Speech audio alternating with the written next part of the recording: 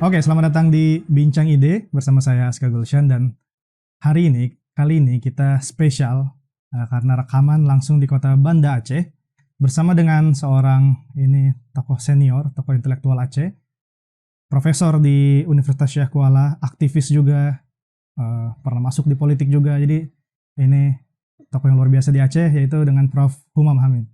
Prof, Assalamualaikum, terima kasih. Waalaikumsalam, terima kasih Aska. Ya. Sudah di apa namanya? Bincang Ide, Bro. Bincang Ide. Bincang Ide nama talk show kita di komunitas yang Selamat datang di Aceh, Aska.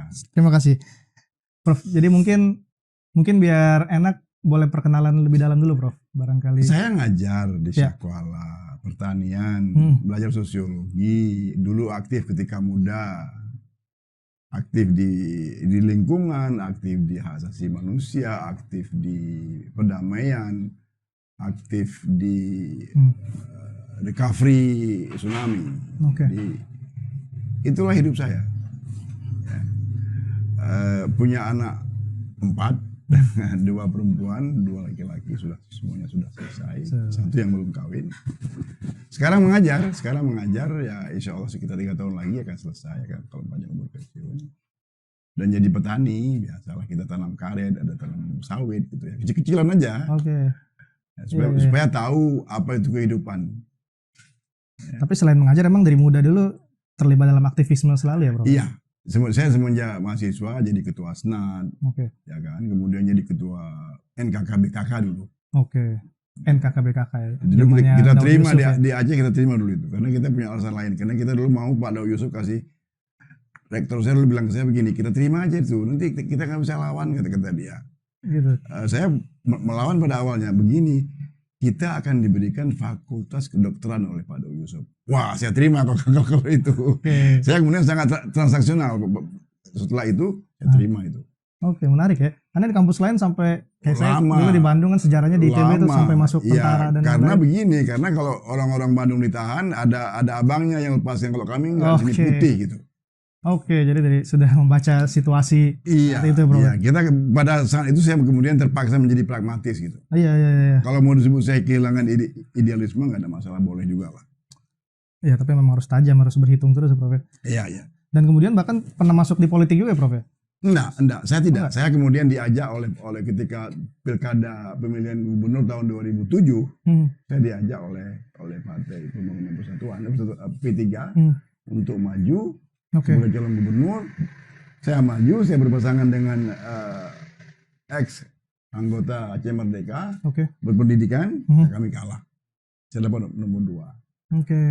Itu memang diajak oleh partai. Diajak oleh partai. Dinominasi oleh partai. Siap. Setelah itu saya kembali, nggak pernah. Saya kembali ke kampus dan enggak pernah. Menjadi intelektual. Enggak pernah. Biasa lah. Siap. Prof ini sebagai salah seorang intelektual Aceh lah, kalau saya ngobrol sama beberapa orang Aceh selalu menyebut tokoh intelektual Aceh ini salah satunya Prof Humam. Ya, enggak sangat juga intelektual yang sudah hampir hilang intelektualnya. Nah, jadi mungkin menarik kalau kita mau bahas fokus tentang Aceh, Prof. Mungkin secara general tentang pembangunannya. Dan mungkin emang punya hubungan yang cukup unik dengan Jakarta ya, berbeda dengan daerah-daerah lain. Karena memang juga daerah terakhir yang mungkin sampai akhir abad 19 masih bertahan gitu kan, gak jatuh ke tangan Hindia Belanda. Iya, ketika Maluku masih dijajah oleh Belanda, kita berdagang dengan Belanda di sini. Nah, itu dia. Kita berdagang dengan Belanda. Sampai dan Aceh ini mengusir Portugis 2 abad. Nah, di Malaka, kalau tidak mungkin yang namanya Malaysia, yang namanya Jawa, yang namanya Sumatera itu kayak Brazil hari ini mungkin. Dan itu ada pada Raja Ali Mughaya Shah yang memprakarsai itu. Kemudian Aceh bergabung dengan Republik dengan ikhlas gitu. Jadi memilih untuk bergabung kan, bukan karena memilih untuk bergabung. Memilih untuk bergabung karena pemimpin Aceh pada masa itu melihat Indonesia sebagai sebuah negara yang umat Islamnya sangat besar. Tidak boleh ditinggalkan itu. Jadi para ulama itu mengatakan mari kita bergabung dalam sebuah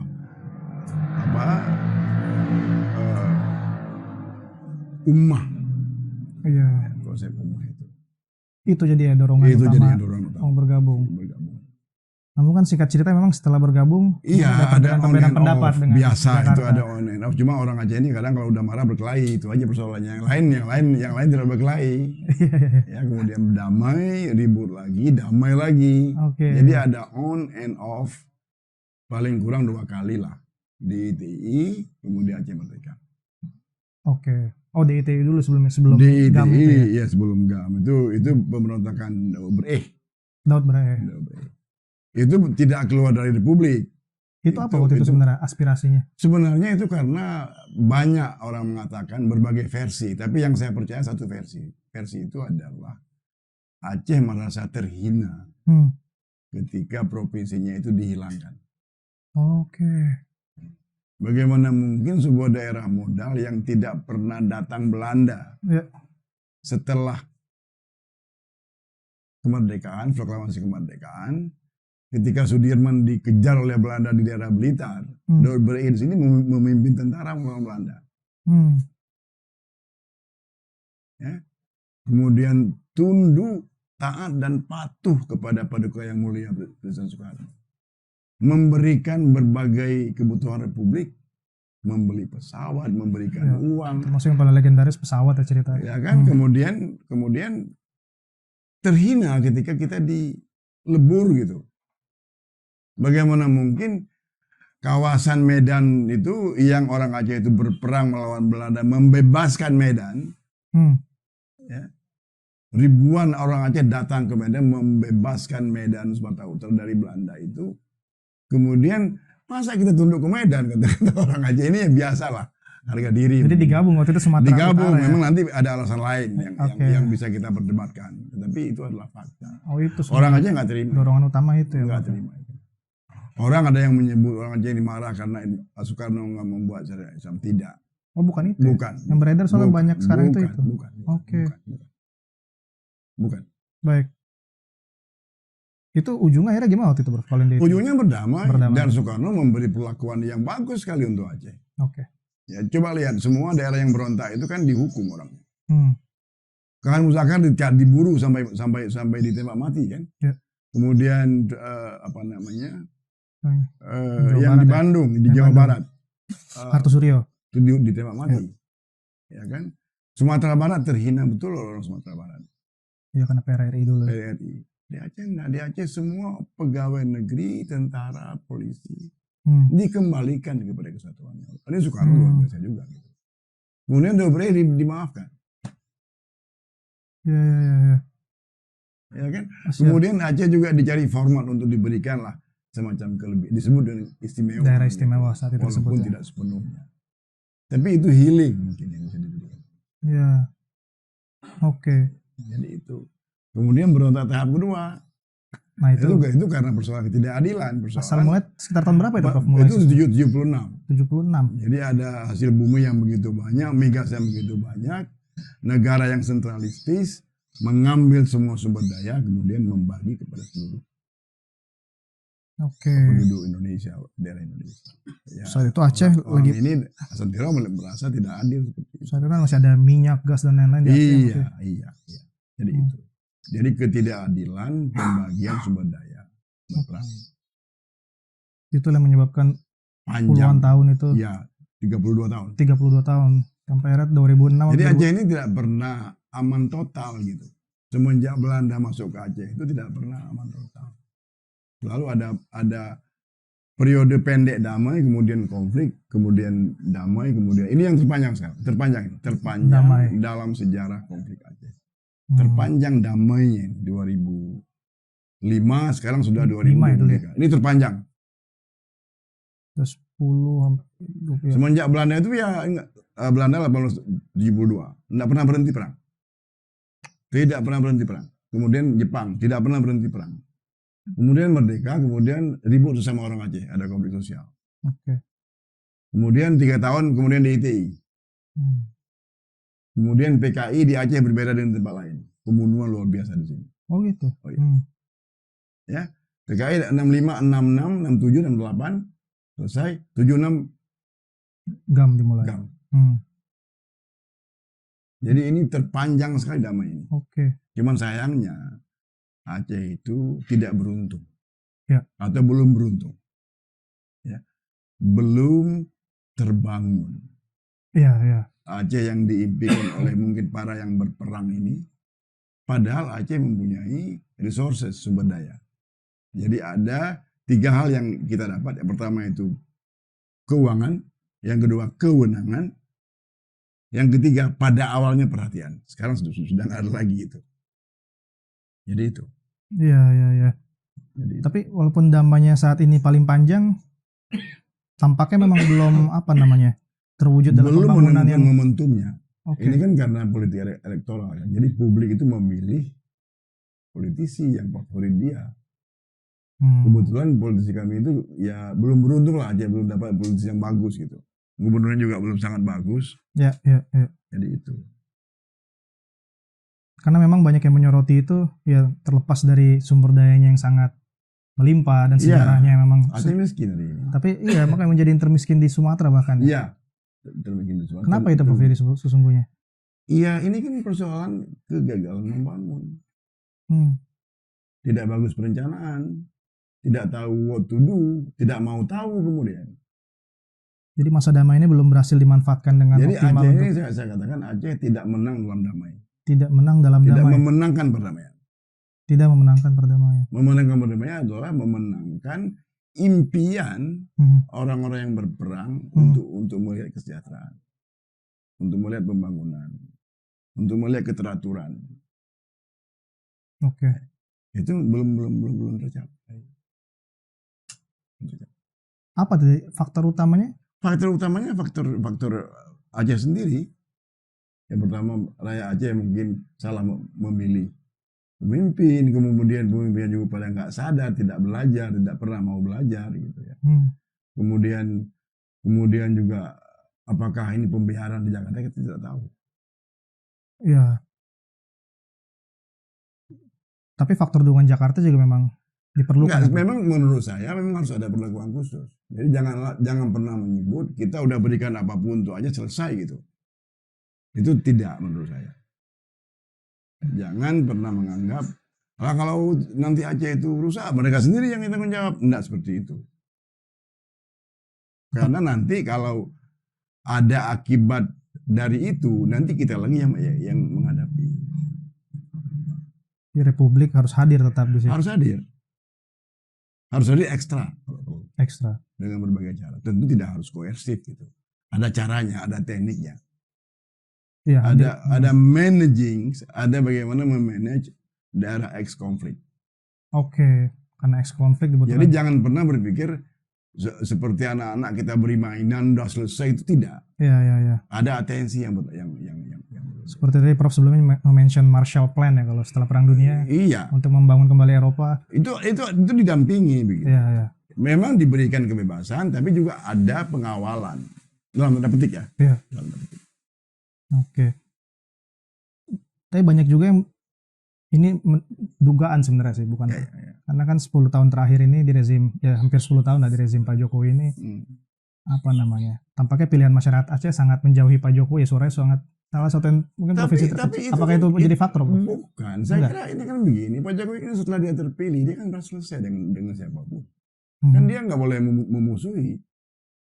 Ya, dia tidak boleh memusuhi. Tapi dia itu ada peninggalan jelek yang sangat buruk untuk Republik. Dia berjanji ketika pemilu kemarin bahwa dia akan memperpanjang dana Otsus. Berjanji memperpanjang di depan publik berkali-kali. Seharusnya selesai kapan dulu? Dia berjanji ini Otsus akan selesai tahun 2026. 1%. 2022 ke 2025 itu, ke 2005 itu 2%. Oke, sebelumnya 2%. Yang tahap kedua ini 1%. Iya. Oke. Jadi dia berjanji dia akan memperpanjang pasca 2026. Ya, dia akan buat itu. Tapi dia tidak lakukan. Dia tidak deliver itu. Oh, enggak. Itu janji yang akan menjadi memori buruk untuk Aceh itu. Oke, orang melihat bukan Jokowi, orang melihat presiden, orang melihat Jakarta itu. Itu diucapkan langsung oleh berkali-kali. Sehingga rakyat Aceh sekarang sudah berekspektasi akan diperpanjang gitu ya setelah 2026. Dari dulu ya. Dan sekarang 1%. Ini sini sudah terasa sekali sekarang. Uangnya sudah kurang. Memang ada korupsi, ada penyalahgunaan. Iya. Ya kan? Tapi kemudian apa kita mau biarkan kemudian atau biarlah orang aja ini jerah, biar efek jerah segala macam, tidak seperti itu menurut saya.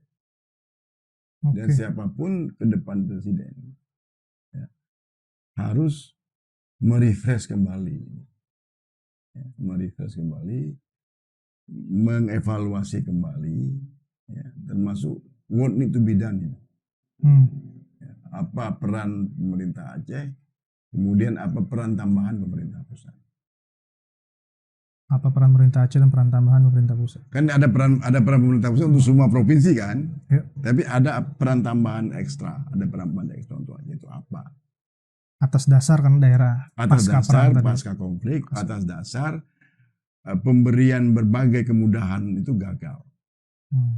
Atau belum berhasil lah kalau kita mengatakan dengan bahasa yang sangat lunak gitu ya. Belum berhasil. Artinya dengan spending hampir 100 triliun selama 15 tahun. Itu belum. Itu hanya uang, harus belum lagi uang yang lain. Gitu. Dan tidak ada investasi. Jadi Aceh ini kemudian menjadi outliers gitu. Jadi dia sendiri gitu. Tempatnya ada investasi, ada pertumbuhan segala macam. Ya Aceh masih belum. Jadi bagaimana Prof melihat Aceh pasca 2026 tadi? Saya kira kalau tidak ada pemberontakan, kita sedang mempersiapkan sebuah generasi baru yang akan ributnya bukan main nanti. Aceh ini sekarang begini, Aceh ini sekarang ada beberapa kondisi yang kontradiksi. Ada orang miskin di kampung yang jumlahnya 15% mendekati. Tapi ada anak-anak Aceh yang sekolah di Amerika. Yang sekolah di Eropa. Yang tidak pernah berhenti melihat Aceh. Ini berbahaya. Apa bahaya? Karena mereka akan kalau mereka salah, kalau mereka marah, mereka akan membuat kesadaran baru nanti. Ini kita nggak benar ini. Ya mungkin kalau mereka jujur, mereka akan mengatakan kita salah gitu. Kita nggak boleh lagi macam-macam dengan pusat gitu. Ya. Tapi kalau mereka marah bagaimana? Marah dalam artian? Ini kan tidak hanya Aceh yang gagal gitu. Tapi juga pemerintah juga gagal. Kita mesti renegosiasi, kita mesti macam-macam. Ini banyak anak-anak Aceh yang sekarang sekolah di Amerika, sekolah di Eropa, sekolah di Cina. Banyak. Oke, jadi mereka bisa melihat lebih komprehensif dari luar sana. Lebih komprehensif. Atas situasi Aceh yang kenapa masih tertinggal sampai hari ini gitu. Iya. Jadi tidak semua anak Aceh ini masih nggak sekolah, tidak juga. Gitu. Iya. Ya. Itu ramai sekali itu. Saya pernah mengikuti grup WA mereka itu hebat sekali itu. Iya betul. Anak-anak yang sekolah di kampus-kampus hebat di MIT misalnya atau di SOAS. Iya. Saya kenal beberapa. Kemudian di Harvard, itu ada anak Aceh. Iya, betul. Ya kan? Belum lagi yang di Cina. Cina juga ada yang di Rusia, ada yang di kalau ke Filipina biasa lah atau Malaysia biasa, Singapura biasa. Jadi menurut saya ya diperlukan pemimpin nasional yang mengerti gitu. Mengerti kompleksitas ini. Dan itu hanya ada pada reader gitu. Pada pemimpin yang membaca dan belajar. Dan gak banyak yang mendengar itu. Jadi kalau harapan di pergantian kepemimpinan ke depan gimana, Bro? Saya mungkin subjektif ya. Karena Pak Anies saya terlalu banyak membaca Anies. Jadi saya mungkin subjektif. Tapi itu adalah bukan pilihan. Itu memang sudah niscaya itu. Saya melihat masa depan Republik ini itu akan terurus dengan baik kalau ada sejumlah kualifikasi yang ada pada Anies. Ya. Dia ukurannya begini, kalau ada seorang tokoh yang dianggap sangat Islami dan bisa makan siang dengan Duta Besar Amerika Serikat, dipertontonkan kepada publik, what you are going to say about that? Ya. Kalau ada seorang yang berpendidikan barat, sangat westernized, kemudian membaca buku-buku Eropa, tapi kemudian mendapat perlakuan khusus dari para ulama, itu namanya apa kemudian? Ya. Ya.